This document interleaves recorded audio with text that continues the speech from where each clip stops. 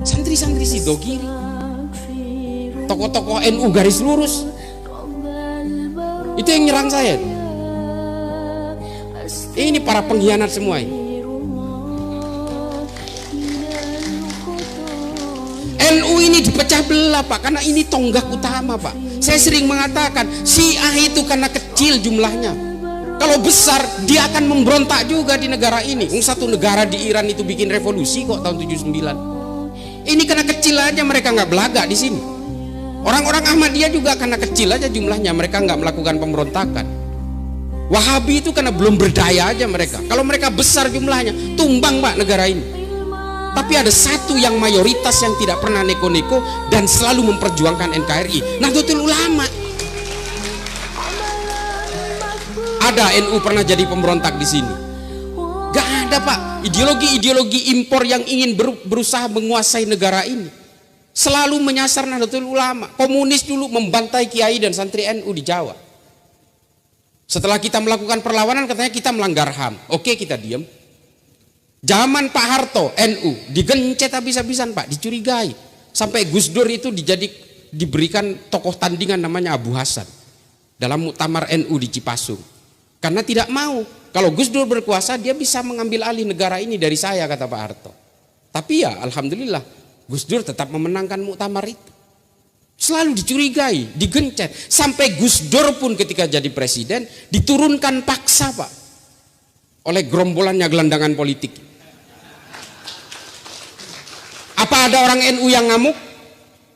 Bikin aksi 212, terus kemudian datang ke menjadi Monas Limin gitu, terus kemudian bikin rusuh di Jakarta. Nggak ada Pak. Apa kata Gus Dur? Tidak ada jabatan yang bisa dipertahankan. NKRI jauh lebih penting daripada saya, kata Gus Dur ini. Makanya kemudian kalangan Nahdien sadar negara ini jauh lebih penting. Ini NU bos, besar 80 juta lebih berdasarkan Kartanu yang udah hilang sih. Nah besar Pak. Tapi apakah pernah punya keinginan NII yang cuma seuprit dipimpin oleh Kartosuwiryo, seorang penanda tangan Sumpah Pemuda, karena dia kecewa tidak diberi jabatan yang empuk oleh Presiden Soekarno, dia memproklamirkan NII di Tasikmalaya beberapa bulan setelah kemerdekaan kita, dan kemudian membuat firqoh-firqoh pemberontakan, DITII Kahar Muzakkar, DITII Andi Aziz di Makassar. Ini kelompok kecil ini udah pikirannya udah macam-macam, ingin memberontak ke negara ini. NU nggak pernah. NU digencet ya diam aja. NU hebat, berjaya, ya enggak juga, enggak sombong-sombong juga. Enggak sombong-sombong amat, ada sih sombongnya dikit. Nah ini loh NU. Sama Pak, makanya kemudian semua berbagai gerakan-gerakan impor itu menyasar NU pada akhirnya. Orang Wahabi, ada saudara kita tua juga kadang-kadang ikut-ikutan menjadi Wahabi lokal.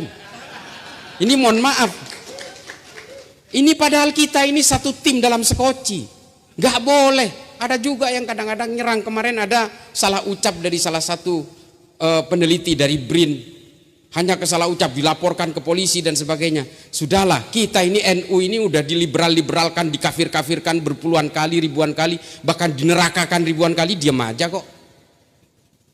Saya ini Pak sebelah-sebelah, bapak saya dari organisasi kakak tua ini. Nah ibu saya ini NU sejati. Saya lahir sebagai NU karena lahir di kampungnya ibu saya. Saya paham betul Pak. Saya itu ketika bapak saya meninggal itu, debatnya itu 1 hari 1 malam sampai seharusnya tahlilan. Akhirnya tahlilannya besoknya. Jadi tahlilan hari pertama itu justru hari kedua.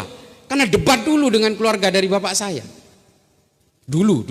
Sekarang ini tahlilan terus. Saya bukan saya bukannya esprit de corps atau terlalu fanatik berlebih. Bukan Pak. Karena memang hanya NU yang bisa diandalkan di negara ini hari ini. Besar, terbesar seluruh dunia, terbesar di Indonesia. Tapi kalau nggak ada NU, kalau NU tumbang, Pancasila tumbang Pak, nggak ada apa-apanya. Serius, hanya NU yang mau hidup berdampingan dalam perbedaan. Kita nggak pernah gelisah oleh keimanan orang lain, kita nggak pernah gelisah oleh tafsir-tafsir orang lain. Kita